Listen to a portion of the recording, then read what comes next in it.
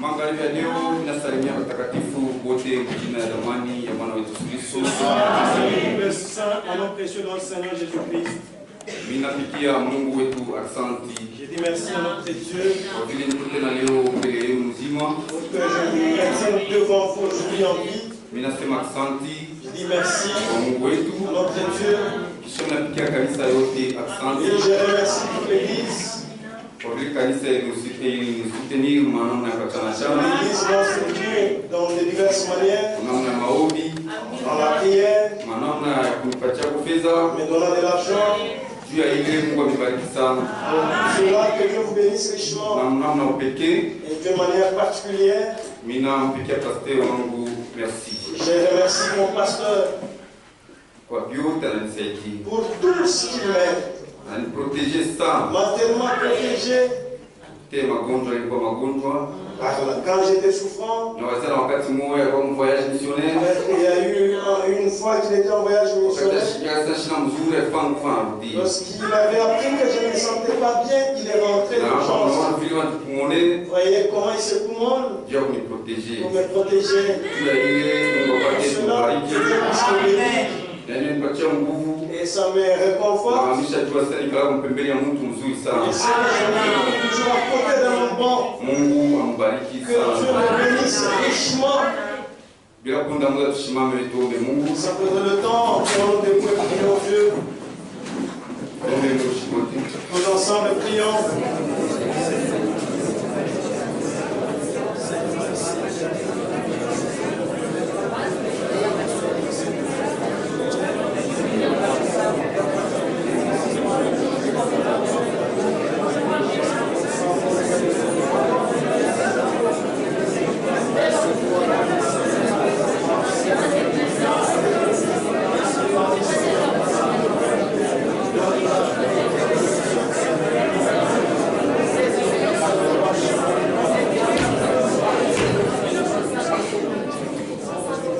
Mungu baba yetu, Dieu notre Père, muumbaji wa mbingu na dunia. Créateur des cieux et la terre, Mwangalia leo na shukuru na kupitia ce asante soir je te remercie et je te loue. kwa mapendo yako na kwa neema yako. Ton amour et ta grâce. Uliruhusu nisimame mbele ya watakatifu. Tu as permis que je me tienne devant les saints. Wale ulita na kuwakusha kwa salama. Que toi tu as appelé, pour lesquels tu es mort à la croix du Mimi Calvaire. sina kitu Moi je ne suis rien mbele yako. devant eux. Lakini nakualika wewe Mungu Et je t'envie, toi Dieu, upate kuya kupewa ifashi que tu prennes prendre la prééminence. na wasaidie watoto Que yako. tu aides tes enfants. Unaona mtu anaweza kusema mshijio kusema. D'une manière humaine, moi je ne sais pas Na parler. wakati Moizi Mais lorsque Moïse alisema mshijio kusema, a dit qu'il ne savait pas parler, sema pembeni yako kwa il a roho. dit qu'à côté de toi il y a Aaron. Na mimi magharibi ya leo Moi aussi ce soir, nasema mshijio kusema je mbele ya ne watoto sais pas yako. parler devant tes enfants. Mimi naweza pembeni yako Roho Mtakatifu. Et il y a le Na Saint-Esprit. naweza kusaidia watoto yako. Parle tes enfants. Ninakuomba Bwana na imani. Je te prie, Seigneur, avec foi. Mjina Bwana wetu Yesu Kristo. Au nom de notre Seigneur Jésus-Christ. Amen. Amen. Tutafungula Biblia yetu Job chapitre 42. Nous allons ouvrir nos Bibles. Yakobo sura makumi na mbili. Verset 2 Shairi ya pili jusqu'à 6. mpaka sita. Tutasoma neno la Mungu. Nous lisons la parole de Dieu. Job répondit à l'Éternel et dit, Yobu akamjibu milele na akasema, je reconnais que tu peux tout natambua ya kwamba wewe unaweza yote et que rien ne s'oppose à tes pensées. na hakuna kitu kinaweza kupinganisha kwa mawazo yako. Quel est celui qui a la folie d'obscurcir mes desseins? Ni nani ule mwenye kuwa na mazimu ya kufanya magiza mambo yangu? Oui, j'ai parlé sans les comprendre. Ndiyo nilisema bila kuelewa. Des merveilles qui me dépassent Vitu vizuri sana vile vinapitia et que je ne conçois pas. na bineshitunge. Écoute-moi, je parlerai. Unisikie nitasema. Je t'interrogerai et tu m'instruiras. Takuuliza na utanifundisha. Mon oreille avait entendu parler de toi, Masikio yangu ilisikia kusemezea juu mais yako. maintenant mon œil t'a vu. Lakini hapa sasa licho langu linakuona. Pourquoi je me condamne Jo kama niko na jukumu et je me répands na niko na tubu sur la poussière pa mavumbi et sur la cendre. na pa maivu. Tunaweza kukaa. Nous pouvons nous asseoir. Bora tunatumia Mungu kufungu mwingine.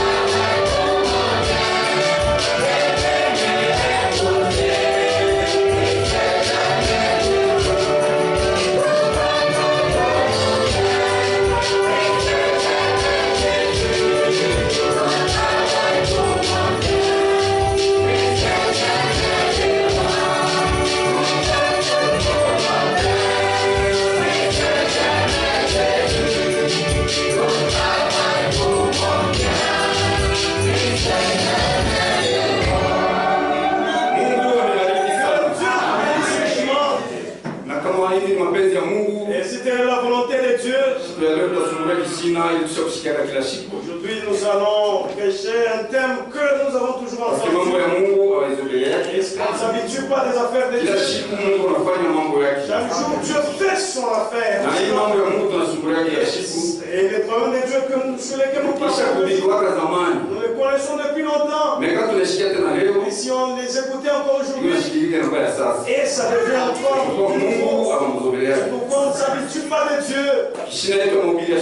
Notre sujet de prédication. J'avais entendu, mais maintenant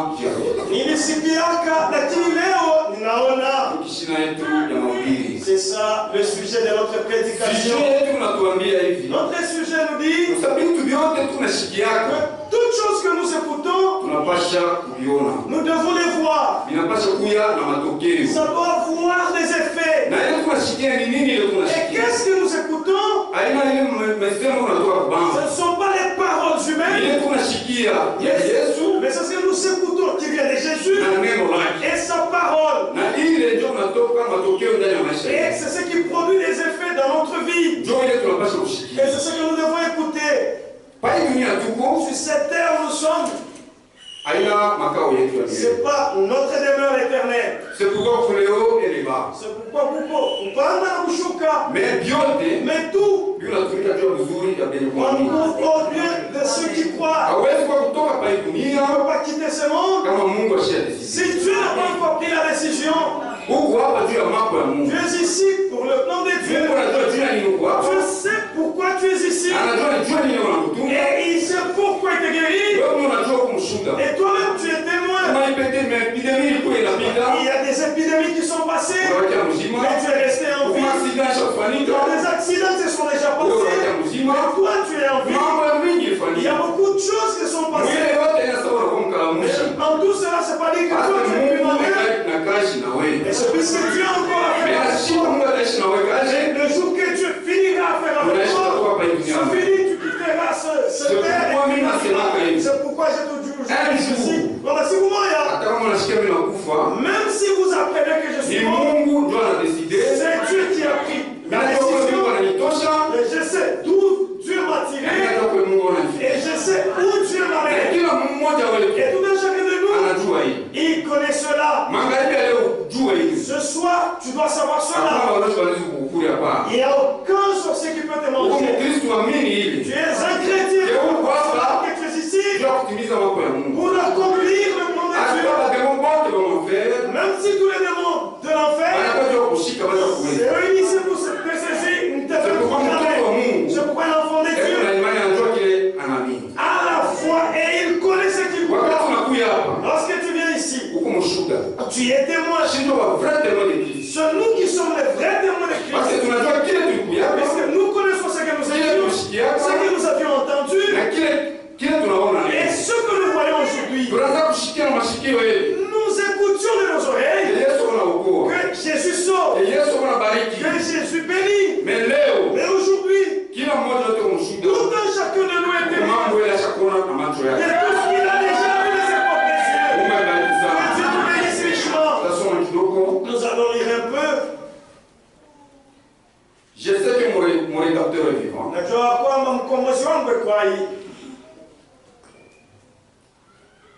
Page 3. Dans un paragraphe qui a 10. Nous allons descendre petit à petit. Maintenant, nous voulons d'abord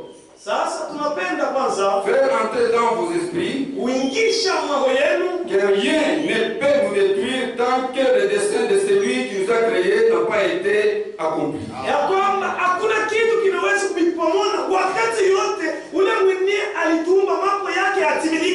Il ne peut rien y avoir. Nous avons été créés pour un dessein. Cette église a été construite ici pour un dessein. Cette fondation n'a pas été creusée et la pierre angulaire n'a pas été posée et les briques n'ont pas été déposées pour former le bâtiment.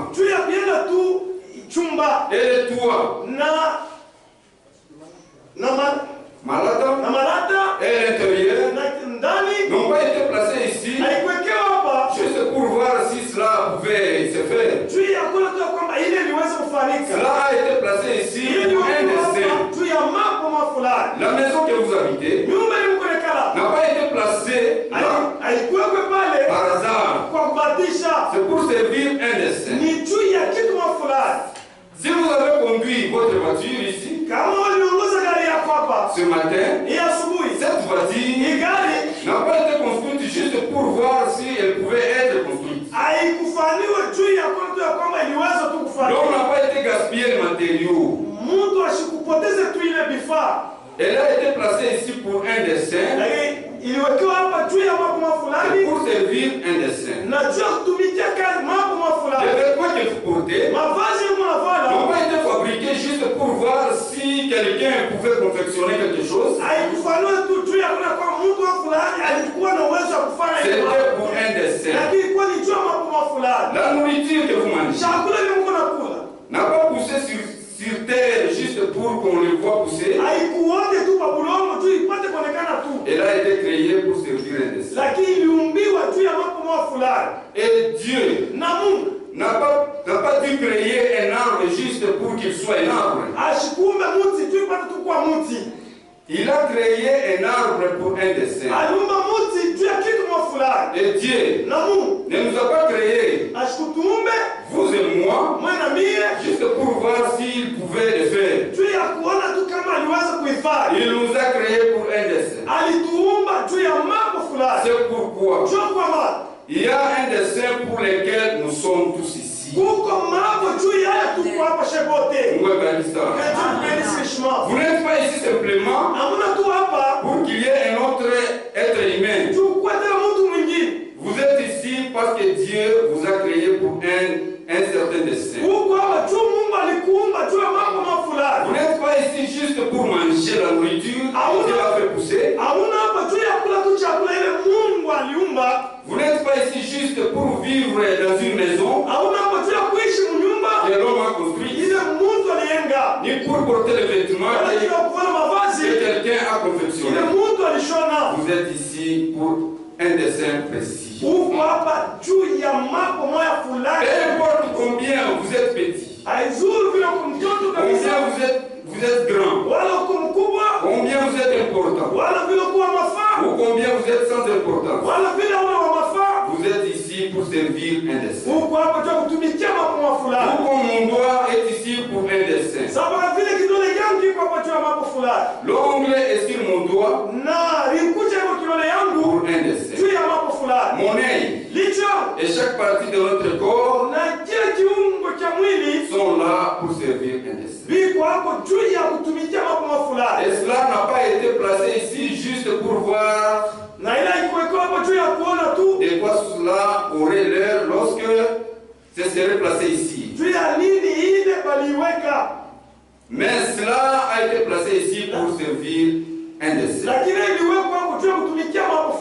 auquel c'est destiné. C'est le plan de Dieu de faire ainsi. Et si nous avons été placés ici pour un dessein, alors rien ne peut nous détruire tant que le dessein de Dieu n'est pas accompli. Rien ne peut nous nuire tant que le dessein pour lequel Dieu nous a placés ici n'a pas été manifesté. Peu importe combien de nuits nous avons, combien nous passons par des chagrins et des peines, une raison est liée à tout cela. Il y a une raison pour cela. Prenons par exemple Noé dans la Bible. Un des riches bénis.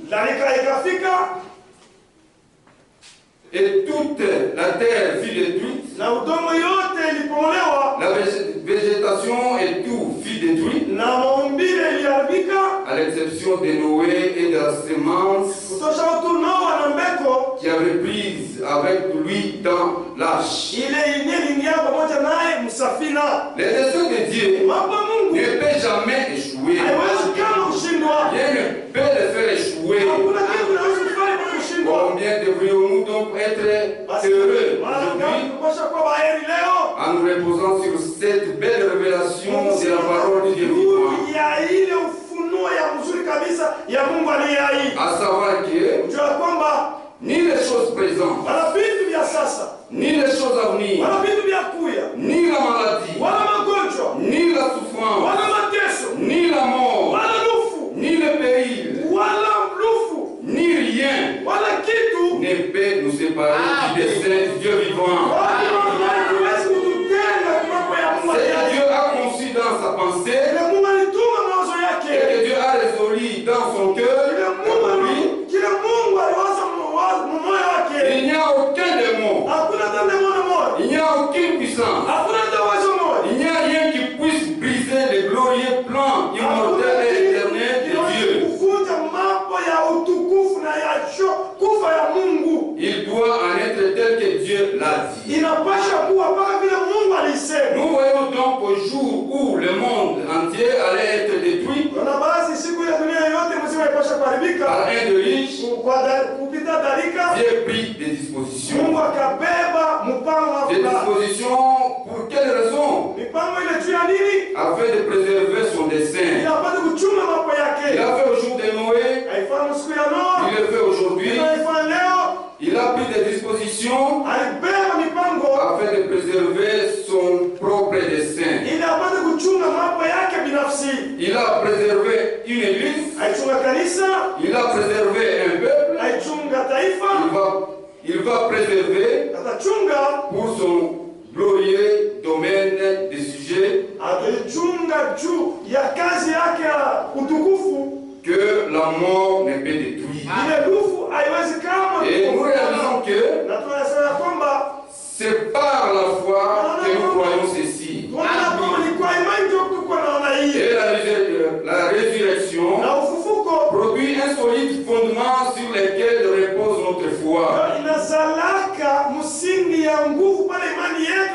Rien ne peut le détruire. Tout connaît dans le 17. Nous allons au 17e paragraphe. Et le diable disait, je suis sûrement en mesure de détruire ce prophète Daniel. Mais Daniel avait résolu dans son cœur d'accomplir les desseins de Dieu. Et Dieu avait placé cela dans son cœur. Avant que Daniel eût pu avoir ses désirs, il devait y avoir quelque chose pour créer ses désirs avant qu'il eût pu avoir cette foi. Il devait y avoir quelque chose pour lui dire qu'il y ait un Dieu qui pouvait les délivrer. Mungu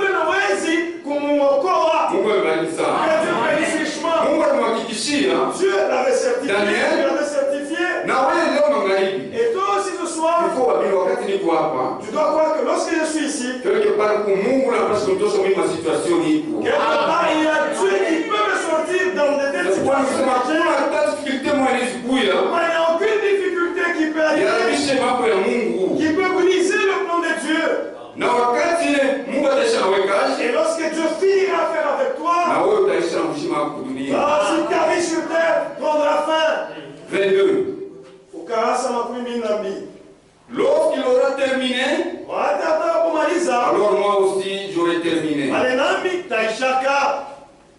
Lorsqu'il en aura fini avec moi, j'en aurai fini avec la vie. Lorsqu'il en a fini avec vous, ça n'est fini de vous aussi. Alors, qu'est-ce que cela change? Dieu tient le tout dans sa main. Que nous soyons jeunes ou vieux, nous ne savons pas quand le dessein de Dieu sera accompli et terminé. Dieu prend parfois des petits bébés pour montrer qu'il peut conduire leurs petites âmes. Tout ce qu'il fait, c'est pour un dessein. Il a dit que pas même un passereau ne peut tomber du ciel sans qu'il le sache. Tout concours à son dessein. À la minute près, tout est dans son plan divin. Rien ne peut anéantir cela. Mungu amebariki sana. Hakuna kitu kinaweza kuangusha plan ya Mungu. Il n'y a rien qui peut faire tomber le plan. Ça, c'est ça la foi de nos chrétiens. C'est pourquoi Mungu anakuomba Dieu te demande ukuwe na confiance. que tu puisses lui faire confiance. Masusi yako yote, Tous tes soucis, mahangaiko yako yote, tous tes problèmes, hapana kuitulia kwa kanisa. il ne faut pas les déposer à l'église. Hapana kuitulia yule ya bantu. Il ne faut pas les laisser décharger sur les autres. Kanisa haitaweza kubeba masusi yenu. L'église ne pourra pas prendre vos soucis. Yeye kanisa wewe capable de kubeba masusi yenu. L'église est en mesure de prendre les soucis. Hata wao kuitulia, Même si toi tu viens de haitaweza décharger, kuleta solution ma problème yenu. ça ne te donnera pas de solution. Na muntu Et l'homme eko limité. est limité. Hasiwezi kuleta solution ma problème yako. Il ne peut jamais donner solution à Sasa son kwa problème. Yesu anatuonyesha Jésus nous dit ceci. twende kwake Nous allons chez lui tumulete masusi yetu. et déchargeons Tumulete mahangaiko yetu yote. en lui tous nos soucis. Yeye mmoja tu ndiye anaweza kuweza mambo Il yetu. seul peut tout à nos problèmes. Kwa tukirudia makritiri yetu, En rentrant dans notre écriture, Job anaanza kureconnect. commence à reconnaître. Je reconnais que tu peux tout. Car comme on a envoyé à quoi Mtoto wa Mungu wote à tout enfant de Dieu, anapaswa kureconnect hili. à reconnaître cela, Que Mungu que Dieu anaweza yote. peut tout. Mungu abariki sana. Mungu ndiye anaweza C'est yote. Dieu qui peut tout. Na ile ndio imani. Et c'est ça la foi. Kama unakuya Si tu viens ici, na kureconnect, reconnaissez yasema que Mungu anaweza yote. que Dieu peut tout. Ndio yenyewe imani. C'est ça même la Na foi. ule mtu anasema hii, sema Et celui qui dit c'est pas ni moi, mtu ashafanya experience c'est un homme qui a déjà fait na l'expérience Mungu wake. avec son Dieu. Ndio anasema Mungu anaweza Et yote. celui qui dit Dieu Hata peut tout, ninyo difficulté, même si j'entrais dans des difficultés, mimi najua na Mungu anaweza yote. c'est un Dieu qui peut tout. Mimi nasema hivi. Moi j'ai toujours dit ceci. Kama Mungu wetu Que si notre Dieu eko anafanyisha vitu te fait des choses vile president Joe Biden atakufanyishia, que le président Joe Biden peut te le faire, vile president Macron anaweza ce que kufanyishia, Macron peut faire pour toi, vile president wetu anaweza ce que kufanyishia, notre président peut faire pour toi, ana Mungu. il n'est pas Dieu. Amen. Ana Mungu. Il n'est pas Dieu. Mungu wetu Notre Dieu, anafanya vitu vya il maajabu. fait des choses merveilleuses. Shetani mtu atafikiria Alors que l'homme va se limiter, pale c'est anaanzia. par cela que lui commence. Mungu abariki Que Dieu sana. bénisse richement. C'est pourquoi tunaweza kumwekea confiance. C'est pourquoi nous devons lui faire confiance. Haitapenda tukue tunajitapa juu ya kuingia miaka mestari. Non, il ne nous faut pas seulement commencer à dire le nombre d'années que nous avions passé dans le message. Mungu abariki Dieu sana. bénisse richement. Mtu wote anaweza kuanza. Tout homme peut Mais commencer. kila Mungu anakotea Mais c'est que Dieu ni compte. mwisho yako. C'est ta fin. Kwanza unaweza kuanza mzuri. Commencer, tu peux bien Naomba commencer. Mungu. Et puis Dieu, Nasoma hivi naanza. comme je commence, Unisaidie mwisho kwa ni kila aide-moi à mwisho. jouer, que je puisse arriver à la fin. Basi mwisho kwa ni mwisho kwa ni mabaya. L'âge que nous sommes, c'est un Watu wa Mungu wanaanza. Il y a beaucoup qui ont commencé, Lakini hawafiki mais mwisho. ne sont pas arrivés à la fin. C'est pourquoi leo Je crois aujourd'hui, tuko na watu bafara je wengine vois notre frère, wanaterrorize watu. il terrorise les gens. Attention ni kwa zamani. Attention, je suis l'ancien dans le message. Haitakusaidia kitu. Ça ne te rend rien. Mungu abariki Que sana. Dieu vous bénisse. Ancienneté, mambo ya Mungu. Ou car oui, il y a dans les affaires Ile de Dieu. Mungu anakotea. C'est que Dieu compte. Ni Roho Mtakatifu. C'est le Saint-Esprit. Mungu abariki Que sana. Dieu bénisse richement. Unaweza kukaa sana Tu mkanisa. peux faire longtemps dans l'église. Unajua pastor na Tu kupastor. connais les pasteurs de pasteurs. Unapokea na pastor kwa chama. Tu te familiarises avec beaucoup de pasteurs. Unaenda wapi na Je wapi ne na sais où, wapi. je ne sais où. Unaleta biografia mafashi yote, Dans na toute historique. biographie, les historiques. Mais kama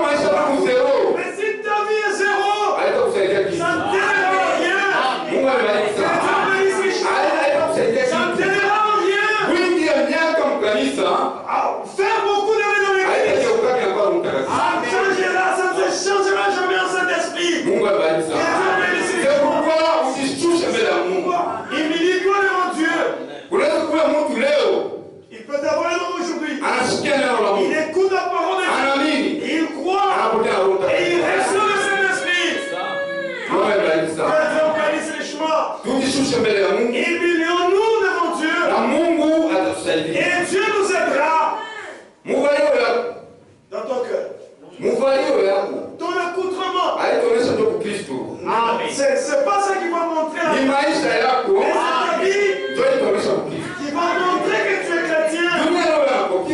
Le monde est en train de copier aujourd'hui. Ils s'habillent aussi bien, mais ils ne sont pas chrétiens. Nous allons observer ta vie. C'est ce qui vous intéresse. C'est pourquoi Job, l'homme de Dieu, je reconnais que tu peux tout. C'est ça la foi d'un enfant de Dieu. Qui sont les Hébreux chapitre 11 verset 6. En lisant Waebrania sura ya 11 shairi ya 6. Hébreux chapitre 11 Waebrania sura 11 verset 6. shairi ya 6. Inasema hivi. Ceci. Oh, Japo sans la foi, bila imani il est impossible de lui être agréable. haiwezekani kumpendeza. Car il faut que celui qui s'approche de Dieu Alinapasha ule mwenye kumkaribia Mungu croit que Dieu existe. amini kwamba Mungu yuko. Il est le rémunérateur de ceux qui le cherchent. Na eko wa kulipa bale wenye kumtafuta.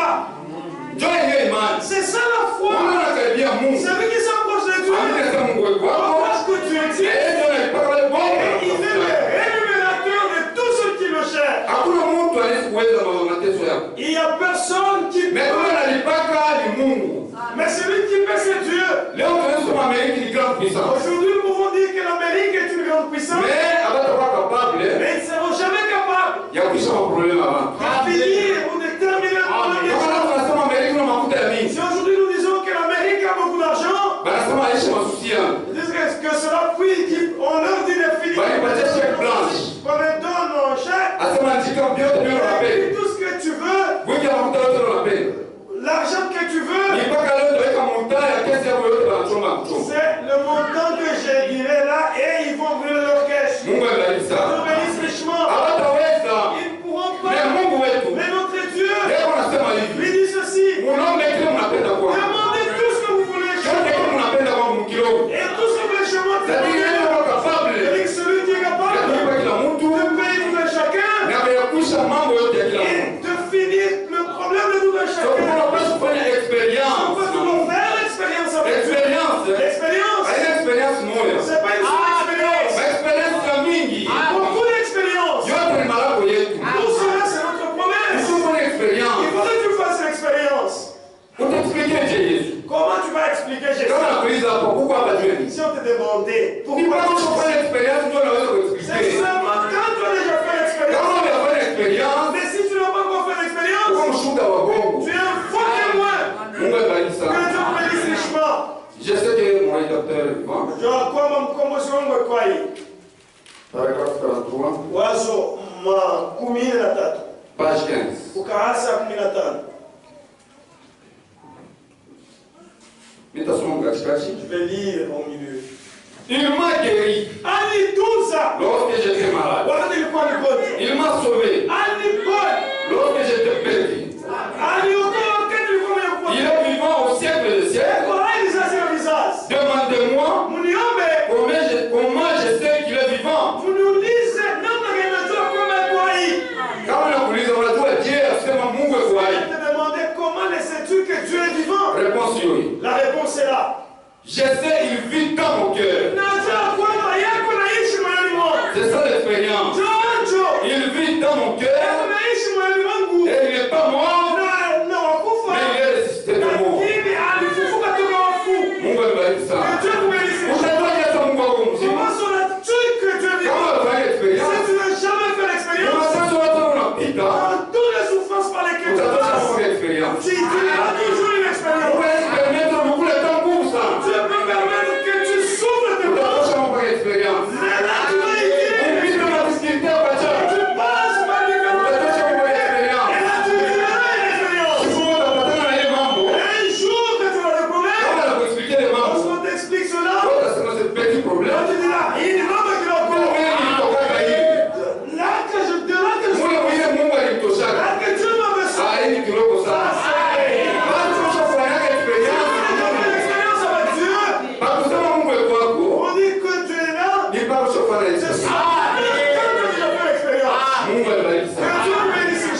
Je vais lire un tout petit peu. Tout est possible à celui qui croit. Yote inawezekana kwa wale wanaamini. Page 6. Ukurasa ya 6. Pourquoi la discussion, Il y moi? avait une discussion. Quelqu'un qui n'avait pas cru. Il disait, moi je ne crois pas que tu es là. Moi je ne crois pas que tu existes. C'est cette histoire que nous lisons. C'est comme un homme qui soutenait une discussion. Il soutenait une discussion, il disait Dieu n'existe pas. Dieu n'existe pas. Il a continué ainsi. Et un pauvre petit gars, à l'air stupide, se tenait là derrière, avec ses cheveux qui lui tombaient dans les yeux. Il portait un blouson. Il s'est avancé avec une dent ressortie devant. Il s'est tenu là devant l'infidèle. Il a dit, il s'est mis à peler une pomme. Et l'autre a dit, qu'est-ce que tu veux? Il a dit, je voudrais juste vous poser une question.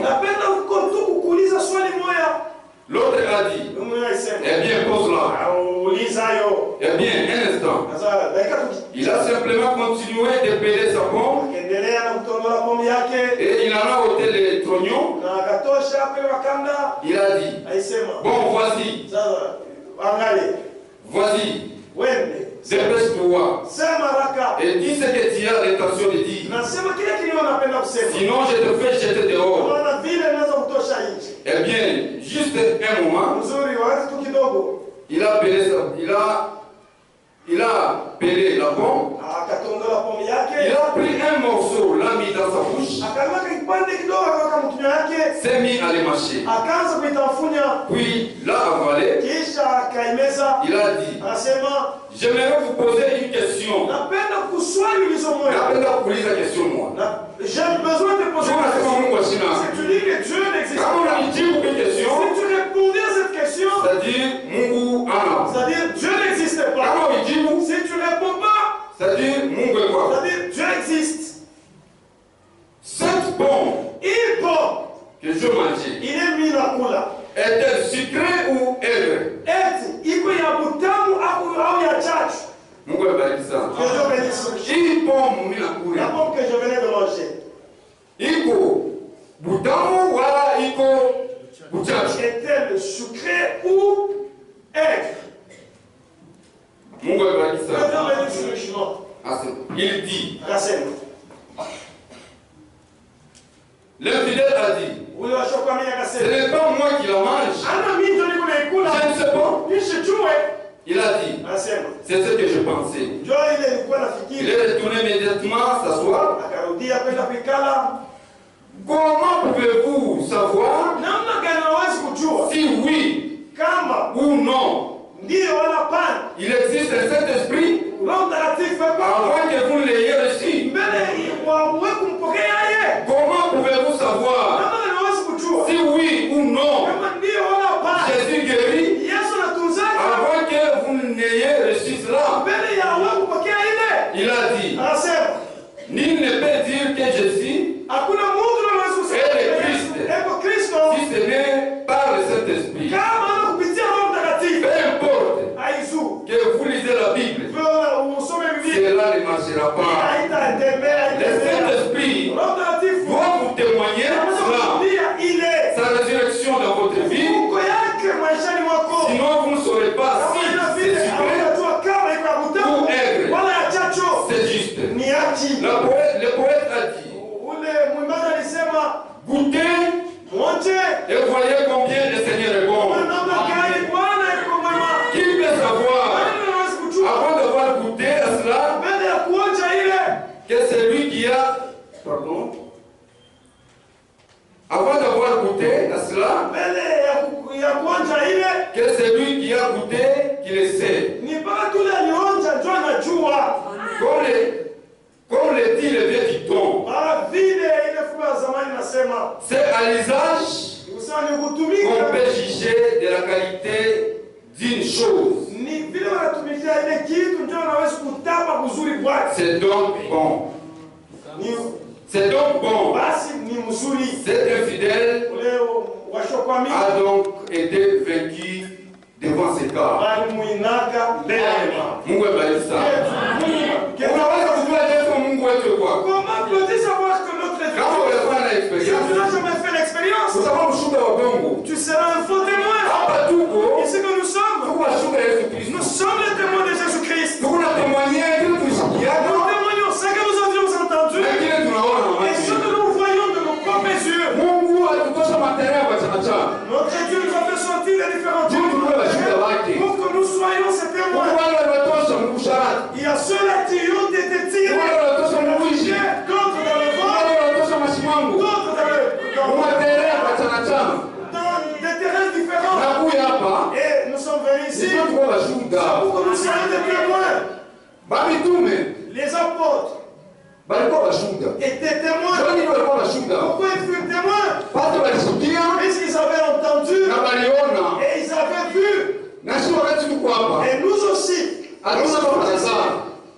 Hatuna hapa nous parazaa. ne sommes pas ici par hasard. Hata tulisikia na masikio yetu. Nous avions entendu dans nos oreilles. Na leo Et tunaona. aujourd'hui, nous voyons. C'est pourquoi C'est pourquoi Job, j'avais entendu parler de toi. il y a kusema tu yako. Mais maintenant, Lakini hapo sasa, mon œil hicho yao. t'a vu. Inakuona. Mungu abariki sana. Anaweza kusikia. Ils entendaient. Ila wanaweza kusikia ni nini? Qu'est-ce qu'ils entendaient? Tutaona vitu wanaweza kusikia. Nous allons voir les choses. Haina maandishi. Ce ne sont pas des fables. Haina misemo ya Ce bantu. ne sont pas les paroles humaines. Somme. Zabour. Somme 44. Zabouri sura 14, Verset 2. shairi ya pili. Oh Dieu, Mungu, nous avons entendu de nos oreilles, tulisikia na masikio yetu. nos pères nous ont raconté Babu zetu walituhadithia les merveilles que tu as accomplies vitu vizuri vile ulitimiza de leur temps wakati yao au jour d'autrefois. masiku ya zamani. Mungu abariki sana. Que Dieu bénisse. Acha tunaweza kusikia Nous entendions vile makambo ce yetu que nos pères wanaweza kutuambia disaient, vile mambo mastajabu unaweza kufanya. les œuvres que tu faisais. Mungu abariki sana. Que Dieu bénisse. Juu ya kuwa mshuhuda, Pour être témoin, tuko mshuhuda ni wa neno la Mungu. nous sommes témoins. Haina mshuhuda ya mambo De mengine. la parole de Dieu. Nous sommes pas témoins d'autre Acts chose. chapitre 1 Matendo verset ya 8. Mitume, Matendo ya Mitume sura ya kwanza shairi. Acts chapitre 1 verset 8. Matendo ya Mitume sura ya kwanza shairi ya 8. Tuko nasoma Nous lisons kwa wale ambao walikuwa washuhuda. pour ceux qui furent témoins.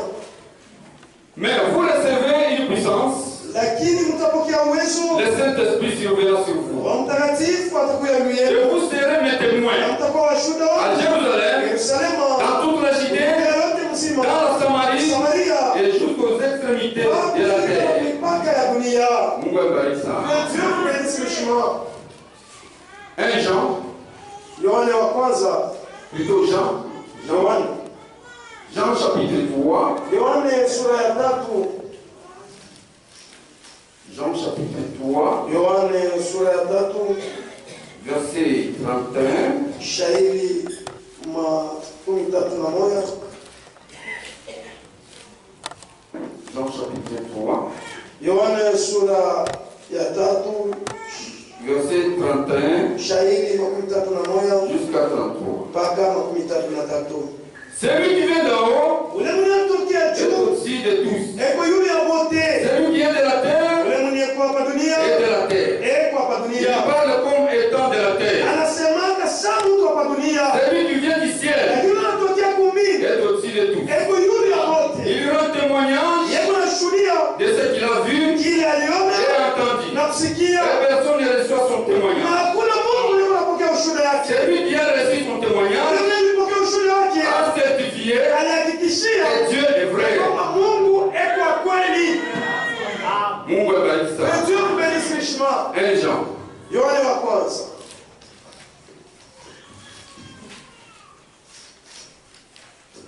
1 Jean. Yohana wa kwanza.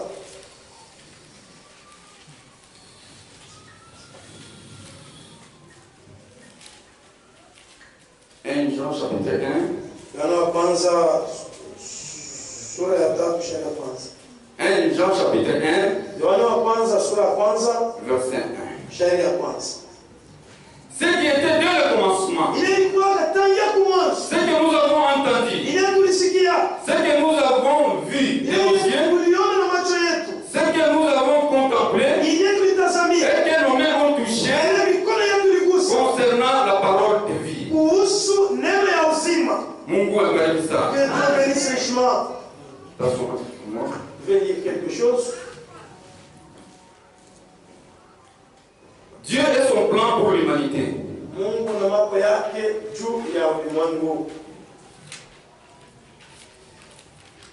Dieu et son plan pour l'humanité. Mungu na mambo yake juu ya ulimwengu.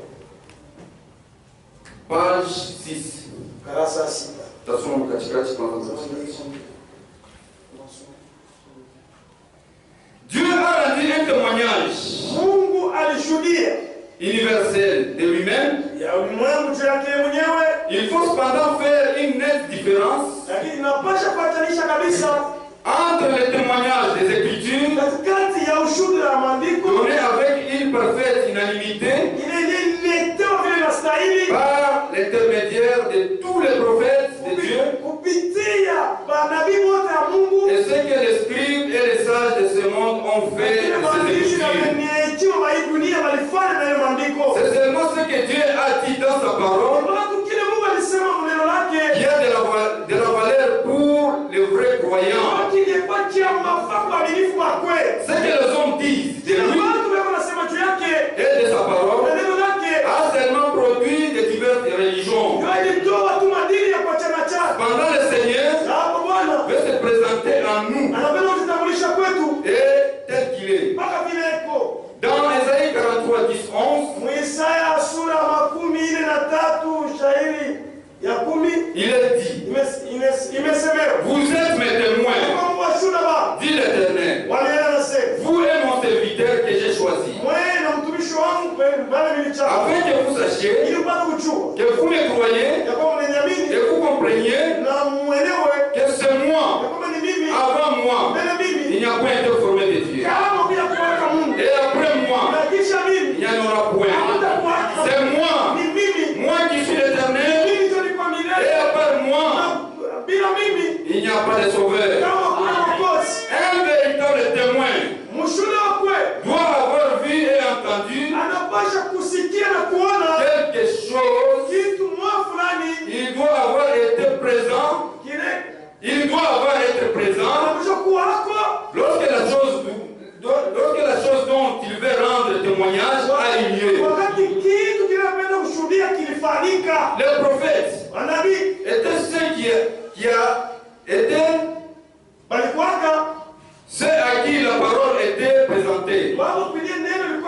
C'est pour cela que Dieu les a employés pour rendre témoignage de ce qu'ils avaient vu, entendu et vécu. Les peuples d'Israël, de manière collective,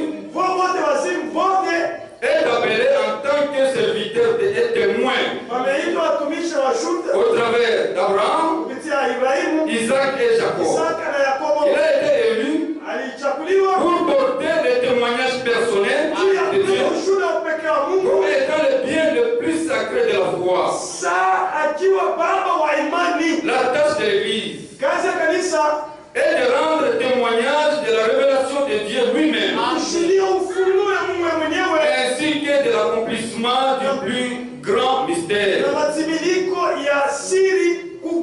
Il est écrit de Jean-Baptiste dans Jean 1:6-8. Il y eut un homme envoyé de Dieu, son nom était Jean. Il vint pour servir de témoin, pour rendre témoignage à la lumière, afin que tous croient par lui. Il n'était pas la lumière, mais il paraît pour rendre témoignage à la lumière. Les témoins les plus dignes de la de la foi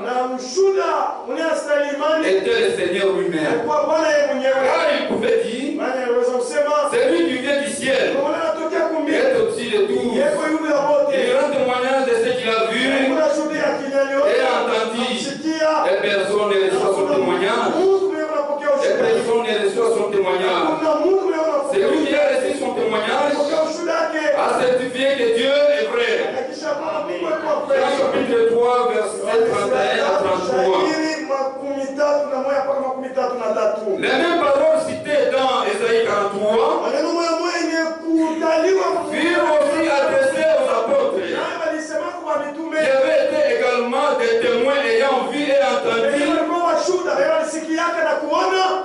tout ce qui s'était passé en ce temps-là. Et vous serez mes témoins à Jérusalem et dans toute la Judée et la Samarie et jusqu'aux extrémités de la terre.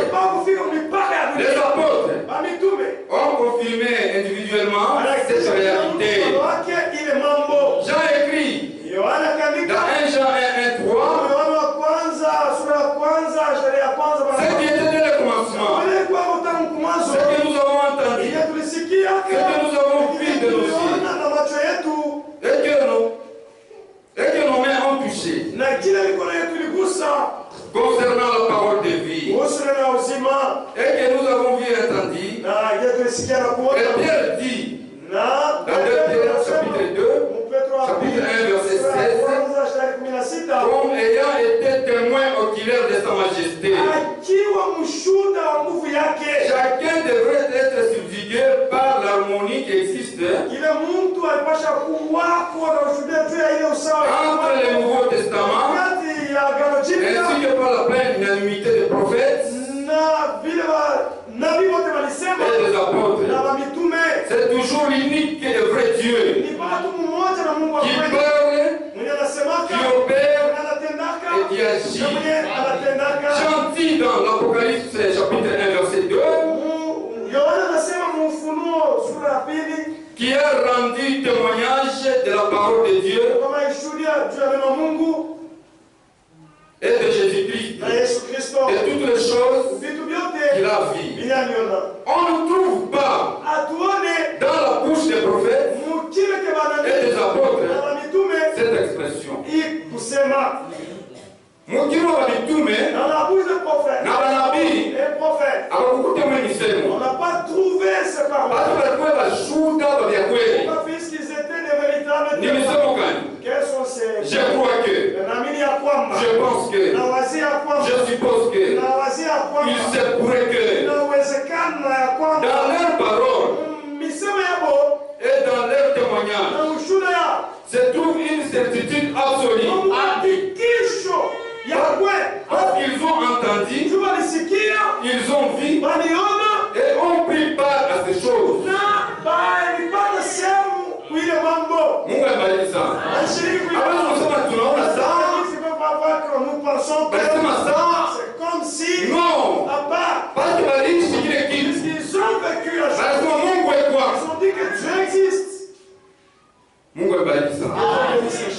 Christianisme hier et aujourd'hui. Kristo jana na leo. Page 4. Ukarasa wa 1.